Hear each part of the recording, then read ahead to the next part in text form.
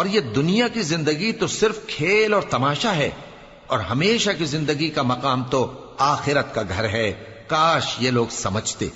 پھر جب یہ کشتی میں سوار ہوتے ہیں تو اللہ کو پکارتے، خالص کرتے ہوئے اسی کے لیے اطاعت کو، لیکن جب وہ ان کو نجات دے کر خشکی پر پہنچا دیتا ہے تو جھٹ شرک کرنے لگ جاتے ہیں، تاکہ جو ہم نے ان کو بخشا ہے اس کی ناشکری کریں اور فائدہ اٹھائیں۔ سو خیر ان قریب ان کو معلوم ہو جائے گا۔ کیا انہوں نے نہیں دیکھا کہ ہم نے حرم کو مقام امن بنایا ہے اور لوگ ان کے گرد و نواح سے اچک لیے جاتے ہیں؟ کیا یہ لوگ باطل پر اعتقاد رکھتے ہیں اور اللہ کی نعمتوں کی ناشکری کرتے ہیں؟ اور اس سے بڑا ظالم کون جو اللہ پر جھوٹ بہتان باندھے، یا جب حق بات اس کے پاس آئے تو اس کی تکذیب کرے؟ کیا کافروں کا ٹھکانہ جہنم میں نہیں ہے؟